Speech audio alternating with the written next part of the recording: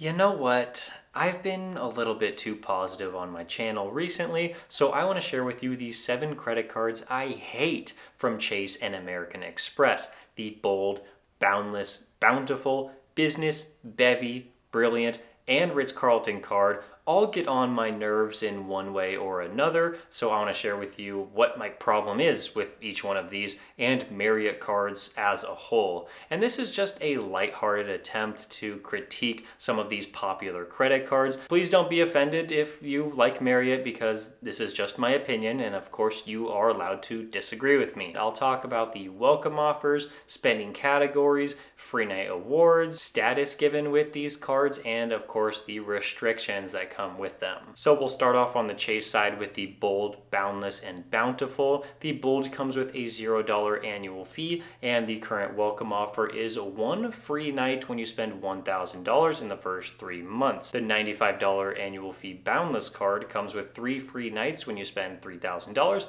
in the first 3 months, and the $250 Bountiful card is 85,000 points when you spend $4,000 in 3 months. With American Express, we have the Business card, a $125 annual fee card, and this is going to come with a welcome offer of 3 free nights. With the $250 annual fee Bevy, you will get 85,000 points when you spend $5,000. In the $650 Brilliant card, you will get 95,000 points. Number one, 3 of these cards have welcome offers that will earn you free night awards, which can be good in some cases, but for most people, you're not going to get the maximum amount of value out of these because they are capped up to 50,000 points. There's just way more flexibility that comes with points than free night awards, so I definitely rather have the points. But problem number 2, you're not getting a lot of points either. You're either getting 85,000 points or 95,000 points, and I know that the American Express cards sometimes have elevated offers to get more than this 85 and 95,000 points, but the standard offers, they're just really bad. I mean, look at these standard offers with the IHG card. It's 140,000 points when you spend $3,000 in 3 months. And with the Hilton cards, even the no annual fee card is usually around 80,000 points. And with the $150 Surpass card, that one's sitting at 130,000 right now. And sometimes it's even higher than that. And maybe you want to push back and say, well, Marriott points are worth more than Hilton or IHG. And I'll get to that later on in the video, but I just don't think that's true. Okay, now that we've covered the welcome offers, let's talk about the bad points earning that come with these cards. I don't know why, but all of the annual fee cards from Marriott earn 6 times points at Marriott properties. The $95 card earns the same amount of points as the $650 annual fee card. And so it just doesn't make sense. We again compare these to the IHG and Hilton cards. Okay, with IHG, you are going to be earning 10 times points when you spend at IHG properties, and that's only for a $99 annual fee card. And then we go over to Hilton and look at that progression over there. $0 annual fee card earns 7 times points at Hilton. The Surpass card, that is going to earn you 12 times points. And then the Aspire card, the highest tier card at Hilton, that is going to earn you 14 times points at Hilton properties. But at Marriott, these credit cards are only earning you 6 times points. I just don't understand that and why you would not earn more Marriott points when you have a higher tiered card. You can also look at the everything else category that Marriott has, and it's just meaning not Marriott and not some of the elevated categories on these cards. A lot of them have 2x points when you spend with this card. You will just earn the same amount, 2x points, on the $650 annual fee Brilliant card, as well as the $95 Boundless card from Chase. With other hotel cards like IHG and Hilton, you are going to be earning at least 3 times points in the everything else category. And so once again, if Marriott points were more valuable than IHG and Hilton, then that could make sense, but in my experience, they are just not as valuable. We can just look at my most recent booking that I just did last night. It was at Intercontinental Abu Dhabi. If I go over to the Marriott website and I look at all the hotels over there, okay, there's way more options than at IHG or at Hilton because Marriott is the largest hotel chain in the entire world, but the cheapest one over there in Abu Dhabi is like 80,000 points for 4 nights. When I got the Intercontinental, a very nice hotel in the IHG ecosystem, for 48,000 points. And this has happened to every single place that I have gone this year and will go this year. I've looked at Hong Kong, Taiwan, Philippines, Seoul, South Korea. I've looked at Abu Dhabi, like I just mentioned, Maldives, Seychelles, Kenya, Malaysia, Singapore,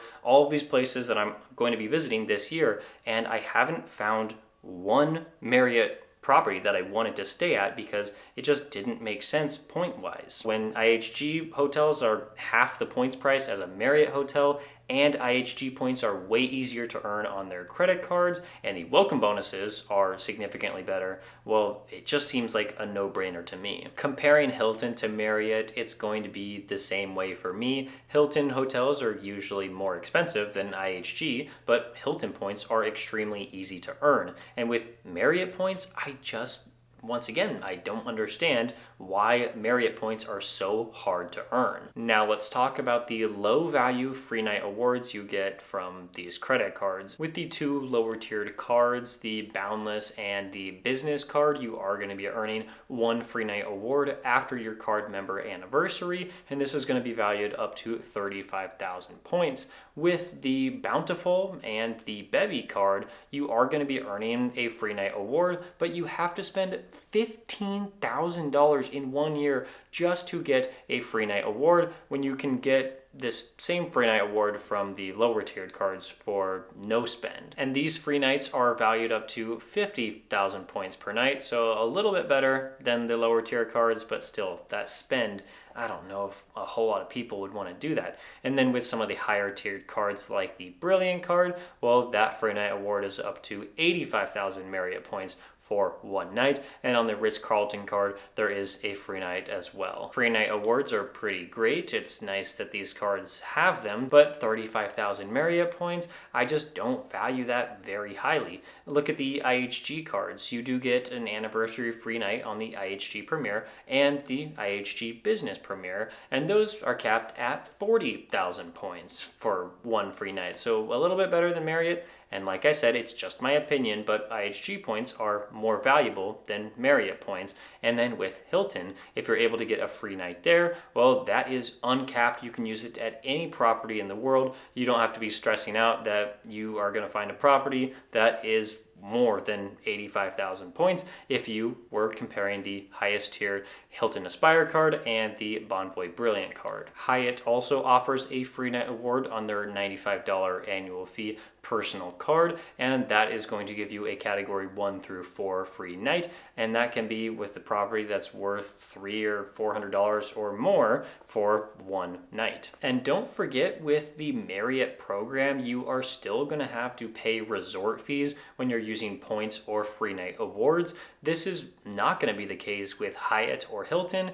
With IHG, you're probably going to have to pay some resort fees. All your hard-earned points, you've worked so hard to get them in the free night awards, but you'll still have to pay resort fees if you want to go to a nice property. And now for the status that you get for having these credit cards, they're just not as good as other programs. You can get Gold Elite status on the Business, Bevy, Bountiful. Those are 4 cards that maybe you could make the argument that you should earn more than Gold Elite, because with Gold Elite, you still have Platinum Elite above you and Titanium Elite. And there's one other, which is Ambassador Elite. With the IHG Premier card, you will get Platinum Elite, and there's only Diamond above that. And with the Hilton cards, with a $150 annual fee Surpass card, you will get Gold status, and then Diamond you will get with the Aspire card, the top tier Hilton status. And with Marriott, it's harder to earn status anyway. If you wanted to go the traditional route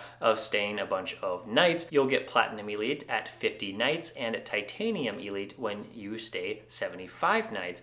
That is higher than all the other major hotel programs. Hilton is going to be 40 nights for Gold and 60 nights for top tier Diamond. With IHG, you'll get Platinum Elite for 40 nights and top tier Diamond Elite with 70 nights. And Hyatt, their top tier status, you only need 60 nights. And like I said in this video, I do not have a lot of experience staying at Marriott properties, so I don't know exactly how they'll treat you if you have certain levels of status, but I don't know. It just doesn't seem worth it for me to chase that unless you love Marriott properties. And of course, there are a ton of restrictions with these Marriott credit cards. You can't just sign up for anyone you want and expect to be instantly approved. You will have to jump through a lot of hoops and plan out your strategy if you want a lot of these Marriott cards. So first off, we do have the rules with the restrictions between Chase and American Express. Let's say you start off with Marriott and you apply for the Boundless card on the Chase side. Well, you are now ineligible for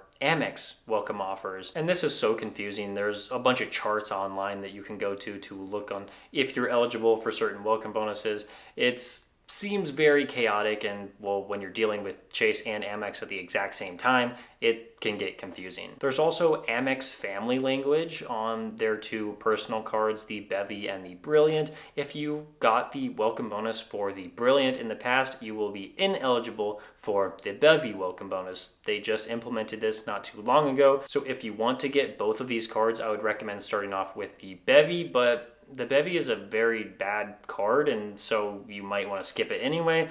I don't know what your strategy would be. I just know that the Amex family language is kind of annoying there. There's also the Ritz Carlton card, which I haven't talked about a whole lot in this video, and a lot of people love it. I'm not coming here to absolutely destroy the Ritz Carlton card because that's not my place. I don't know too much about it.